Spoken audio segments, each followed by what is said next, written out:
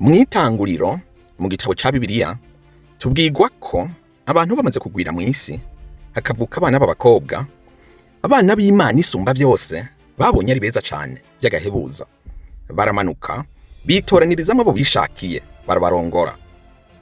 Ni muri ico gihe nyene haje kuvuka ibigatanya, the Nephilim Giants, hafi y'ibirometero 4 vy'uburebure n'amatoni n'amatoni y'ubunini.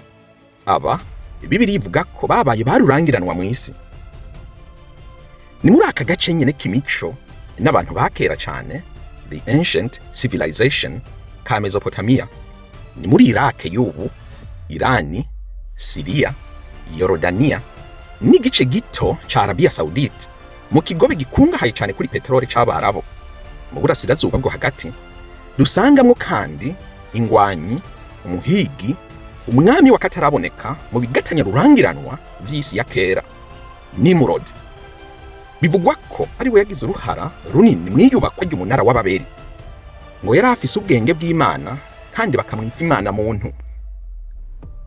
Imico kabuhariwe yanditse amateka y'isi yo hambere. Vyinshi mu vyo twita amajambere y'ubu usanga kenshi bifise amamuko muri iyi miji, muri literature, mu burimyi agriculture, mu kwandika writing, mu gisirikare military, ubuhinga arts, imibare mathematics n'ibindi vyinshi. Imiji kabuhariwe ya Uruk, Babuloni, Asuru, Nineve, Akkad, Lagash, Nippur, Nimrud, Haran n'iyindi myinshi yanditse amateka mw'isi. Naha nyene muri iki kiyaya dusanga itongo rya Edeni rivugwa muri Bibiliya, hafi y'inzuzi kabuhariwe Efurate na Tigris. Imyizerere ya Gikristo, ya Kiyuda n'iya Kiyisilamu ivuga ko aha nyene kariho ntandaro ya kimuntu, the cradle of humankind, naho umuntu wa mbere yabumbiwe mw'ivu n'Imana musumba vyose muremyi. Gusa rero muri aka gace nyene ka Mesopotamia dusangamwo ibimana rurangiranwa vyo hambere, the mighty ancient gods, zagiye zisengwa, ziririmbwa, zivyinigwa imyaka ibihumbi n'ibihumbi. Imana isumba zose muri izi ni An canke Anu, the supreme Mesopotamian god. Imana nyabwenge gusumba izindi, Enki, the wisest of all the Mesopotamian gods. Imana hejuru y'abami bose, Marduk, the king of the gods. Ikimana kazi c'isanzure, Ishtar canke Inanna, the queen of the universe. Imana mugaba w'ukwezi, Nana canke Sin, the god of the moon, n'izindi nyinshi. Ni muri uru rudubi nyene rw'izimana zo hambere zo mu kiyaya ca Mesopotamia dusangamwo imana zidasanzwe zihariye. Inyandiko z'agahebuza za kera, cane cane inyandiko z'Abasumeri, Abakarudaya, Abasiriya n'Abababuloni, zagiye zerekana ko karizo zaremye abantu b'amoko yose tubona muri iyi si. Imana Anunnaki, the Anunnaki. Ese Anunnaki ni iki? Ese izi nyandiko zo hambere zoba zemegwa n'abahinga mu vyahishwe vya kera? Ese amoko atandukanye yo kw'isi yabayeho gute? Ariko koko Anunnaki coba ari kivajo, the extraterrestrial being, cagize uruhara mw'irema ry'inyoko muntu? Ariko koko umuntu yakomotse he? Menya vyinshi utamenye, bimwe na bimwe bitigeze biguca mu matwi na rimwe, mu mateka yanyegejwe mw'ibanga rikomeye ry'isi ya kera. Jewe ndi Seti kuri The Megamind, muhawe ikaze. Ni igiki kiza mu bwenge iyo utekereje ku mico ya kera? Ushobora kwiyumvira ku Baroma ba kera, the ancient Rome, canke Abamaya bo muri Amerika Latina, aba Aztec bo muri Mexique, canke ukiyumvira ku Bugiriki bwa kera, the ancient Greek, canke ukiyumvira ku basangwa butaka bo muri Australia, the aboriginal people of Australia, Abanyegiputa bo hambere, the ancient Egyptians, eka n'abandi. Yamara amwe mu mico n'abantu ba kera banditse amateka bahindura isi uko tuyizi ubu, n'Abasumeria, the Sumerians bo muri Mesopotamia. Mu kiyaya ca Mesopotamia ya kera Sumeri ya kera yari ikusanirizo ry'ibihugu miji, the city states. Abasumeri bari bafise igisirikare, imibare n'inyandiko biteye imbere cyane mu isi y'ico gihe. Inyandiko nyinshi z'abo bantu badasanzwe zitubwira twebwe abantu bubu uko imigendere n'imico yabo yari imeze. Umuco w'Abasumeriya wabayeho kuva hagati y'umwaka w'ibihumbi 4,100 gushika 1750 imbere y'uko Yesu avuka. Ni nk'imyaka ibihumbi 6 iheze. Abasumeriya babaye bamwe mu migwi y'abantu yagabuye igihe mu masaha n'iminota, kandi bari bafise imyizerere canke idini rihanitse cyane rifatiye hanini ku mana nyinshi bita Anunnaki. Izi mana Anunnaki Abasumeriya bizera karizo zishinzwe ubuzima bwabo, zaraje zibana n'abantu. Hari imigani myinshi ivuga ko zimwe muri izi mana ko zacira abantu imanza, kandi izi mana zasobanuwe nk'abana b'isi n'ijuru, the children of the earth and the sky. Abantu benshi bakurikiriza inkuru bazifata nk'imigani, nk'uko bafata imana za kera z'Abagiriki nka Zeus, Apollo, Athena n'izindi. Gusa yamara abantu benshi baribaza nimba koko harimwo byinshi by'ukuri kuri izi nkuru. Abashakashatsi kabuhariwe b'ivya kera byanyegejwe bamwe na bamwe bavuga ko Anunnaki koko vyoba byari biremwa biriho bifatika. Igitekerezo kimwe kizwi cyane nuko boba baje ku isi baturutse ku wundi mubumbe. Harabizera ko baje bava ku mubumbe w'amayobera X, the planet X. Nguyu mubumbe wigeze kunyura hafi y'uyu wacu, the planet Earth, imyaka ibihumbi iheze. Gusa rero ni gute ivyaremwe vy'iyindi mibumbe, the aliens, vyoza ku isi bikiyoberanya bikigira imana? Birumvikana kugira uburetwa bw'abantu. Baraje bagira abantu b'ico gihe abacakara. Abizera inyigisho bavuga ko Anunnaki bahatiriye Abasumeriya kubimbira zahabu ku gahato. Bamaze kuronka ivyo bashaka, Anunnaki bisubiriye ku mubumbe wabo wa X. Harabahinga b'amayobera ya kera bavuga ko Anunnaki ko bari ubwoko bw'uruvangatiranye bw'umuntu n'igiserebanyi, a species of reptilian humanoids. Bizera kandi ko ubu bwoko bw'ibikururuka, reptiles, n'ubu biriho kandi ko bifise imbaraga nyinshi mu isi. Iri zina Anunnaki rikomoka kuri An, imana y'Abasumeriya yo mu kirere, the god of the sky. Rikaba risigura uruvyaro rw'umuganwa, the princely offspring, canke uruvyaro rwa An, kubera ko bizera ko Anunnaki bakomoka ku ruvyaro rw'imana An y'ikirere n'imana kazi Ki. Umuhinga w'umushakashatsi ku byahishwe bya kera n'amateka y'Abasumeriya, Samuel Noah Kramer, asanisha imana kazi Ki n'imana ngore nyina w'Abasumeri, Nihmusag, the Sumerian mother goddess Nimhusag. Akavuga ko izi mana kazi zari zifise ishusho imwe.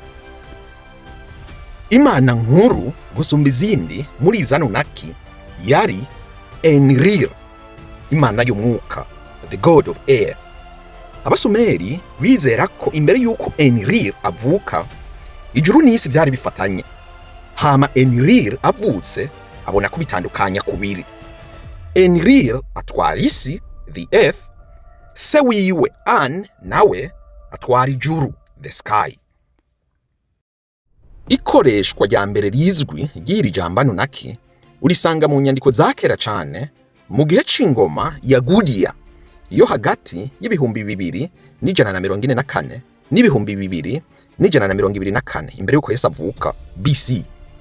N'ingoma ya gatatu ya Uru. Uyu wari umuji ukomeye cyane muri Mesopotamia. Bibiliya ivuga ko Aburahamu sokuru w'abizera kariho yakomoka. Bishoboka ko Imana musumba byose abakristo bizera yamuhamagaye ava muri izi mana z'abasokuru za Anunnaki.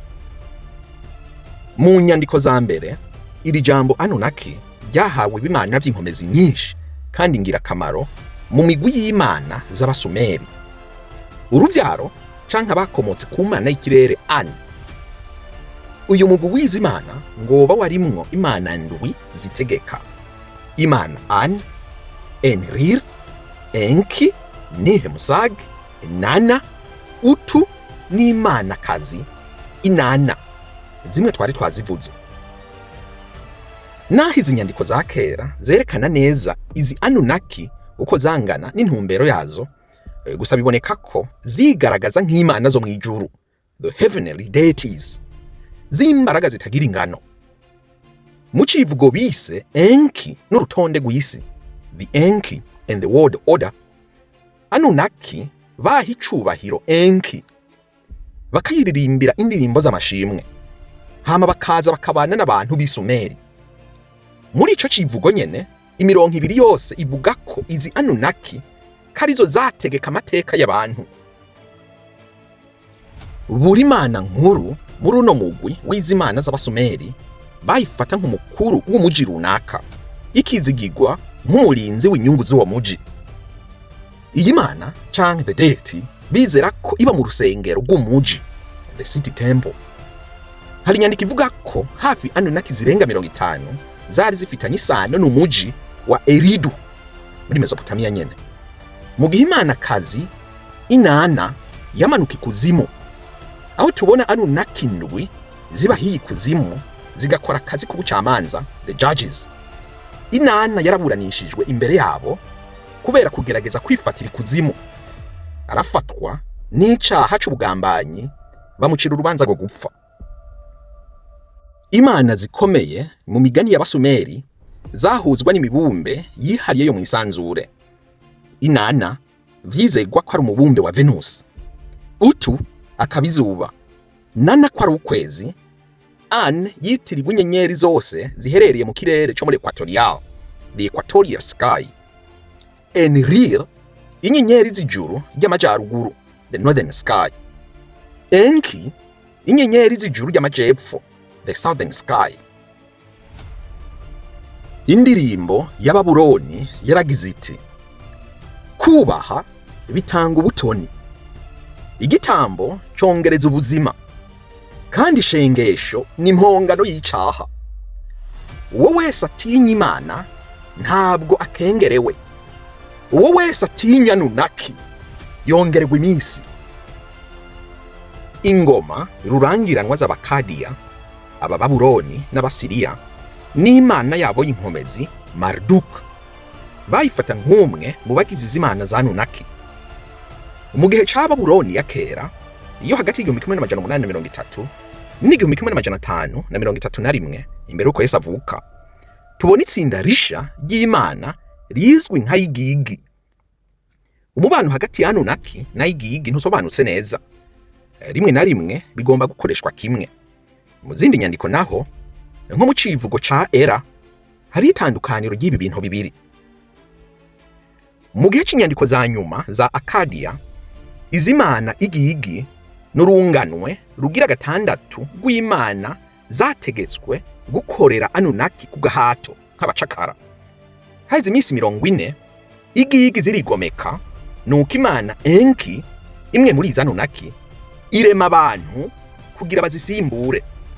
No kuvuga imana Anunnaki Enki niyo yaremye abantu kugira abantu basubirire izimana Igigi zigometse ku mana nkuru ya Anunnaki. Kuva mu gihe c'Ababuloni yo hagati y'1592 gushika 1155 imbere uko Yesu avuka, izina Anunnaki ryitirirwa gusa imana nyinshi zikuzimu, the underworld, mu gihe izina Igigi ryakoreshwa ku mana zo mwijuru, the heavenly deities. Ni muri iki gihe nyene imana zikuzimu Damkina, Nega n'Amadanu zanditswe nk'imana nkuru z'inkomezi mu mana zose za Anunnaki, ico kimwe na Marduk, imana y'igihugu c'Ababuloni ya kera. Urukurikirane rw'ibitabo vyanditswe biranasohoka nk'igitabo rurangiranwa A Chariots of the Gods c'igihumbi 1968 jeje vuba, canditswe n'umushakashatsi akaba umwanditsi w'inkuru z'ibyahishwe n'amabanga ya kera Bwana Eric von Daniken. Yavuze ko ibyaremwe by'ibigendajuru bya kera cyane, the extraterrestrial ancient astronauts, byigeze gusura isi y'imbere y'uko amateka atangura kwandikwa, a prehistoric earth. Daniken yasobanuye ko amamuko y'amadini kari kubera ukuguhura n'ubu bwoko bw'ibivajuru, the alien race. Hama atanga isobanuro ko inyandiko z'abasumeri n'isezerano rya kera n'igihamye canke ikimenyetso. Mu gitabo ciwe umubumbe ugira 12, the 12th planet, umwanditsi w'amateka rurangiranwa Bwana Zekaria Sitchin yavuze ko Anunnaki ko bwari ubwoko bw'ibivajuru bigomba gusa n'abantu biteye imbere cyane, the advanced humanoid extraterrestrial species, byaje biva ku mubumbe utaravumbugwa wa Nibiru imyaka 500 iheze, kandi ngo bubatse ishingiro ry'ibikorwa byo kwimbaza habo bamaze kumenya ko uyu mubumbe wacu wigwijije ko aya mabuye y'agaciro atagira ingano. Kubw'uyu mwanditsi Sitchin, Anunnaki yahujije ubwoko bwabo n'ubwoko bugomba gusa n'abantu bo hambere twakomotseko, abo bita ba Homo erectus, bakoresheje ubuhinga bwo guhuza igi ry'umugore n'intangangabo, ibyo bita vitro fertilization, nuko bari mu bwoko bw'abantu b'abacakara bo gucukura izo zahabu. Bwana Sitchin yongera akavuga ko Anunnaki byasabwe ko ziva ku isi ziguma ziyizunguruka hejuru mu kirere, kubera ko ibibarafu vya Antarctica byarashonje, bituma hatera umwuzure ukomeye cyane, the Great Flood, usambagura ibirindiro bya Anunnaki byose ku isi. Gusa mu nyuma byarasanuwe. Gusa no muri aka kazi kadasanzwe ko gusanura bituma hakenerwa abantu benshi cyane. Anunnaki zibigisha ukuntu bubaka, construction, eka mbere zinabigisha n'uburimyi, agriculture. Umwanditsi w'amateka rurangiranwa Ronald H. Fritz yaranditse avuga ati, nuko Sitchin abitangaza, Anunnaki yubatse za piramide n'izindi nzibutso z'igitangaza mu isi yose ya kera.